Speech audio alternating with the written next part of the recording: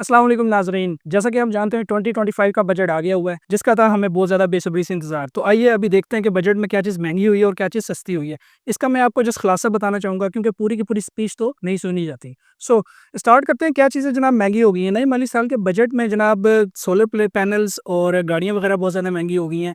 इसी के साथ-साथ मशरूबात, मिनरल वाटर वगैरह महँगा कर दिया गया है और पालतू जानवरों की जो खुराक है और चॉकलेट्स वगैरह, ये चीज़ें बहुत ज़्यादा महँगी हो गई हैं। अब बात करते हैं टैक्सेस के हवाले से कि टैक्स कितना लगाया गया है हम पर और टैक्स का जो पहाड़ है वो हम आम आवाम पर किस तरह आके टूटा है। असल बात ये है कि जो टैक्स है, जब हम ऑनलाइन शॉपिंग करते हैं तो उस पे 2% टैक्स कर दिया गया। तो मेरे नज़दीक ये बात सिर्फ़ एक मज़ाक़न है। क्यों? मज़ाक के रिलेटेड क्यों है? क्योंकि देखिए, पाकिस्तान जो है वो अभी तक ऑनलाइन शॉपिंग में इतना इन ही नहीं हो सका।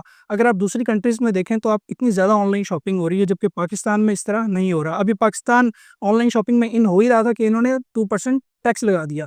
जबकि इनको कहना चाहिए था कि जो भी मास्टर कार्ड से शॉपिंग करेगा उसको हम ये फैसिलिटी, ये जो है सर्विस प्रोवाइड करेंगे।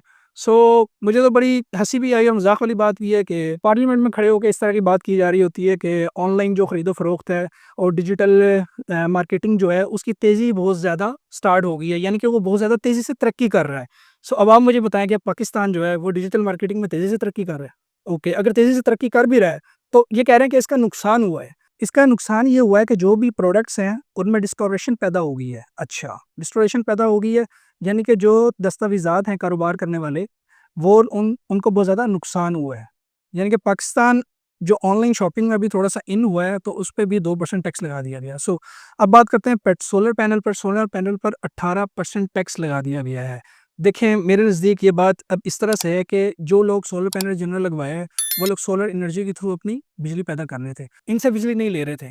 इनसे बिजली नहीं ले रहे थे तो इन्होंने टैक्स आइड कर दिया कि भाई सोलर प्लेटें बिकेंगी ही नहीं, तो ये लोग हमसे बिजली लेंगे। सो अब इसके बाद हम बात करते हैं, 20 करोड़ रुपए से 50 करोड़ रुपए सालाना आमदनी पर टैक्स, 5% कमी हो गई है इसमें। और इसी के साथ-साथ जो हमारे पास विथहोल्डिंग टैक्स में कमी हुई है वो 4% से 2.5% हो गया हुआ है।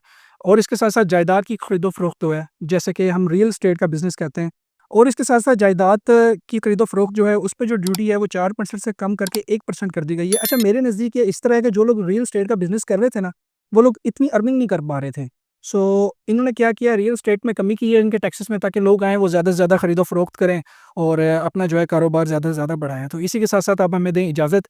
तो ये कुछ लुबे-लुबाब है, तो इसी के साथ-साथ आप हमें दें इजाज़त। तो ये है 2025 का बजट, जिसमें हमने ये चीज़ खुलासा देखा है इसका, क्या चीज़ें महँगी हुई हैं, क्या चीज़ें सस्ती हुई हैं और कितना परसेंट टैक्स आइड हुआ है। ये था खुलासा, और हमारे यूट्यूब चैनल को भी सब्सक्राइब कर दें और इसी तरह की मज़ीद अच्छी वीडियोज़ देखना चाहते हैं तो हमारे साथ बने रहें। Thank you very much.